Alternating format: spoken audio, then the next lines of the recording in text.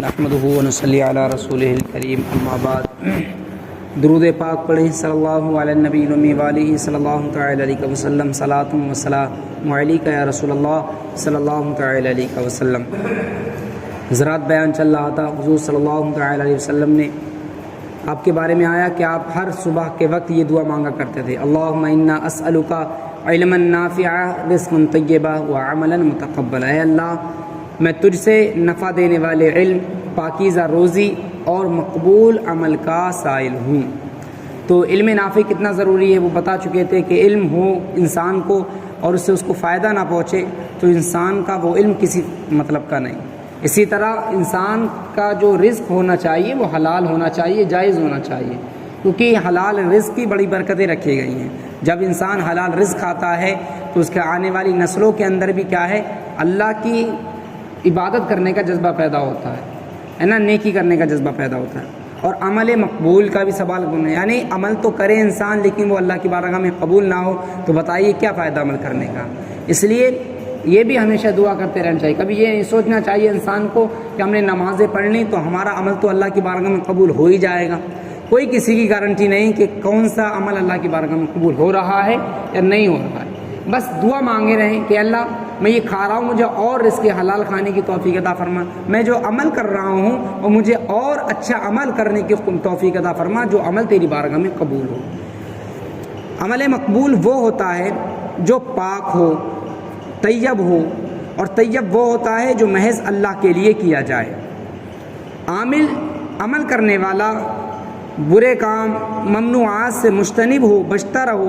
خالد ابن سعدان نے حضرت معاذ رضی اللہ تعالیٰ عنہ سے عرض کیا، وہ حدیث بیان فرمائیں جو خود آپ نے سید عالم صلی اللہ تعالیٰ علیہ وسلم سے سن کر محفوظ فرمائی ہو۔ جب حضور صلی اللہ علیہ وسلم کا نام آیا کرے تو صلی اللہ تعالیٰ علیہ وسلم پڑھا کرے، اور اس وقت سے آج تک اس کو پیش نظر رکھا ہو۔ یہ سن کر حضرت معاذ رضی اللہ تعالیٰ عنہ آپ دیدہ ہو گئے، آپ کی آنکھوں میں اشک جاری ہو گئے، اور فرمایا کہ میں ایک مرتبہ حضور کے ساتھ ایک سواری پر سوار تھا، میں نے عرض کیا کہ میرے ماں باپ آپ پر قربان ہوں، یا رسول اللہ کچھ بیان فرمائیں۔ آپ نے آسمان کی جانب نظر فرما کر یہ کلمات پڑھے، الحمدللہ الذی یقضی فی خلقہ بما احب۔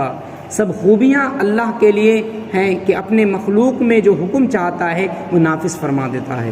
پھر فرمایا کہ ایسی بات بیان کرتا ہوں جو کسی نبی نے اپنی امت سے بیان نہیں فرمائی، سبحان اللہ۔ اگر تم نے اس کو محفوظ رکھا تمہیں نفع دے گی، اور اگر سن کر محفوظ نہ کیا تو قیامت کے دن اللہ تعالیٰ کی بارگاہ میں تمہارے پاس حجت نہ رہے گی۔ اللہ تعالیٰ نے آسمان و زمین کی پیدائش سے پہلے 7 فرشتے پیدا فرمائے، ان میں سے ہر آسمان کے دروازے پر ایک فرشتہ طے کر دیا، مقرر فرما دیا۔ بندے کے صبح سے شام تک کے اعمال کرامن کاتبین لکھ کر لے جاتے ہیں، جن میں آفتاب کی طرح، جس میں سورج کی طرح چمک دمک ہوتی ہے، یعنی اعمال ہوتے ہیں، کرامن کاتبین کاندھوں پر بیٹھے ہوئے ہیں، عمل لکھ رہے ہیں۔ صبح سے شام تک کے جو عمل ہیں وہ اللہ کی بارگاہ میں لے جاتے ہیں۔ 7 آسمان ہیں، ہر آسمان کا ایک دروازہ ہے، ہر دروازے پر ایک فرشتہ موجود ہے۔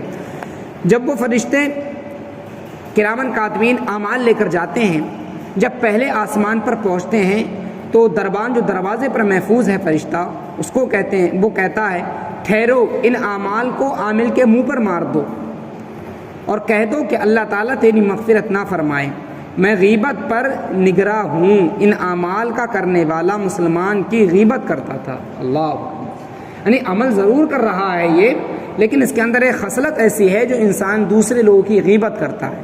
اور غیبت کیا چیز ہے اس کے بارے میں انشاءاللہ کسی علیحدہ ہی طور پر بیان کیا جائے گا۔ تو غیبت یعنی کسی کی پیٹھ پیچھے برائی بیان کرنا، ایسی بات کہ اگر وہ اس کے اندر ہو بھی لیکن ہمیں معلوم ہے کہ یار ہم یہ کہیں گے، کوئی مثال کے طور پر نماز نہیں پڑھتا اور ہم اس کے پیٹھ پیچھے کہیں یار وہ کتنا بڑا بے نمازی ہے، اور حالانکہ اس کو ہمارے اس بات سے تکلیف ہو سکتی ہے، تو یہ ہماری اتنا سا کہنا بھی کیا ہوگا، یہ غیبت میں شمار ہوگا۔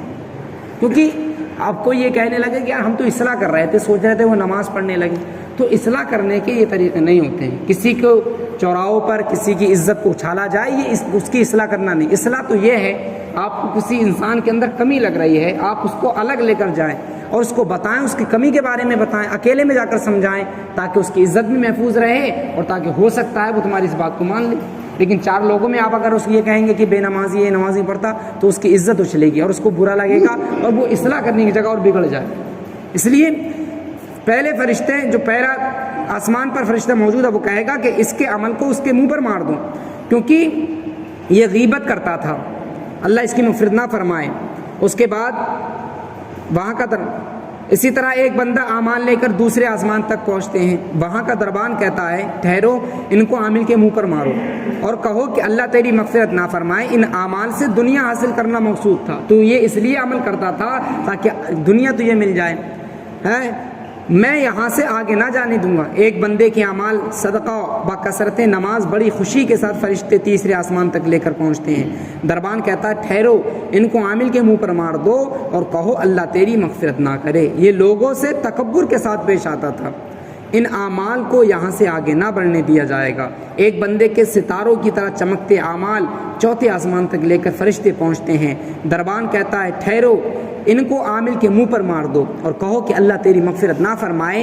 یہ خود بینی میں گرفتار ہے، یعنی یہ صرف اپنے آپ کو بڑا سمجھتا تھا، اس کے اعمال یہاں سے آگے نہ جانے دیے جائیں گے۔ 3 روز تک اس عامل پر دربان لعنت کرتا رہتا ہے۔ ایک بندے کے اعمال فرشتوں کی جماعتوں کے ساتھ 5 آسمان تک لے جاتے ہیں، دربان کہتا ٹھہرو، ان کے عامل کے منہ پر مار دو۔ یہ علم دین حاصل کرنے والوں اور نیک بندوں کے ساتھ حسد کرتا تھا، کس نے یہ نیک عمل کرائی کیوں، اور ان کے حق میں برے الفاظ زبان سے نکالتا ہے، اس کے اعمال یہاں سے آگے نہ جانے دوں گا۔ فرشتے ایسے شخص پر تب تک جب تک وہ زندہ رہتا ہے لعنت کرتے رہیں گے۔ ایک بندے کے اعمال 6 آسمان تک پہنچتے ہیں، دربان کہتا ہے ٹھہرو، ان کے عامل کے منہ پر مار دو، کہ اس کے قلب میں سختی ہے، بندگان خدا کو مصیبت میں مبتلا دیکھ کر خوش ہوتا ہے، یعنی جب کوئی بندہ مصیبت میں ہوتا ہے تو یہ خوش ہوتا ہے، اس کو خوشی ہوتی ہے، اس کے عمل یہاں سے آگے نہ جانے دی پائیں گے۔ ایک بندے کے اعمال 7ویں آسمان تک پہنچتے ہیں، دربان کہتا ہے ٹھہرو، ان کے عامل کے منہ پر مار دو، اس نے یہ عمل اس لیے کیے ہیں کہ شہر شہر اور گاؤں گاؤں شہرت ہو، لوگ اپنی مجالس میں ان کا چرچا کریں، لہٰذا یہاں سے آگے نہ جانے پائیں گے۔ ایک بندے کے اعمال عرش تک پہنچتے ہیں، 7واں آسمان کے فرشتے ہمراہ ہوتے ہیں، ساتھ ہوتے ہیں اور اس آدمی کے موافق گواہی دیتے ہیں۔ اللہ فرماتا ہے اس نے یہ اعمال مجھے خوش کرنے کے لیے نہیں کیے ہیں، ریاکاری مقصود ہے، تو فرشتے کہتے ہیں اس پر ہماری لعنت اور تیری لعنت۔ آسمان والے فرشتے کہتے ہیں اس پر اللہ کی لعنت، 7 آسمان اور زمین کے لعنت اور ہماری لعنت۔ یہ سن کر حضرت معاذ روئے اور عرض کیا یا رسول اللہ میں کیا کروں؟ فرمایا اپنے نبی کی اقتدا کرو اور ایمان پر قائم رہو، اگرچہ عمل میں کم ہو، اپنے بھائیوں کے حق میں زبان نہ کھولو، اپنے بھائیوں کی مذمت کو اپنے تقدس کا ذریعہ نہ بناؤ۔ یعنی ایسا مت سمجھو کہ ہم اگر اپنے بھائی کسی مومن کی برائی کریں گے تو ہماری واہ واہ ہو جائے گی۔ کچھ لوگ چوراہے پر کھڑو کر اس لیے بھی کیا کسی کی بے عزتی کرتے ہیں تاکہ لوگ ہماری واہ واہ کریں، تو حضور نے فرمایا اپنے بھائیوں کی مذمت کو اپنے تقدس، اپنی عزت کا ذریعہ نہ بناؤ، اپنے بھائیوں کو گرا کر بلندی حاصل نہ کرو اور لوگوں کو دکھانے کے لیے واسطے عمل نہ کرو۔ تو اس حدیث پاک کے اندر دیکھیں کتنا بڑا ہم کو سبق ملا کہ انسان کو عمل کے اندر بالکل مخلص ہونا چاہیے۔ بتائیے کوئی غیبت کر رہا ہے تو اس کے اعمال پہنچتے ہی نہیں، کسی نے اگر کسی مومن کی برائی کر دی، کسی نے کچھ کر دیا تو عمل تو بے شک اس نے کیا، نمازیں بھی پڑھی ہیں، لیکن بتائیے ہم نمازیں بھی پڑھ رہے ہیں، روزے بھی رکھ رہے ہیں، قرآن کی تلاوت بھی کر رہے ہیں، لیکن ساتھ ساتھ زبان سے دوسروں کے لیے کیا برا بلا بھی کہہ رہے ہیں، دل میں دوسروں کے لیے کینہ حسد رکھ رہے ہیں، تو پھر ہمارا عمل یہ اللہ کے بارے میں بولیں عمل کریں تو پھر ایسا رہنا چاہیے اور پھر اس طرح ہونا چاہیے انسان کو کہ حضور کے نقش قدم پر عمل کرتے رہیں۔ عمل چھوٹا ہے، کم ہے، لیکن انسان مخلص ہونا چاہیے۔ تو ہم تمام کو اپنے سینوں کو، اپنی زبانوں کو ان ساری چیزوں سے، غیبت سے، حسد سے، کینے سے محفوظ رکھنا چاہیے تاکہ ہمارے یہ عمل اللہ کے بارے میں قبول ہو۔ اللہ تعالی ہمارے عمل کو قبول فرمائے، آمین۔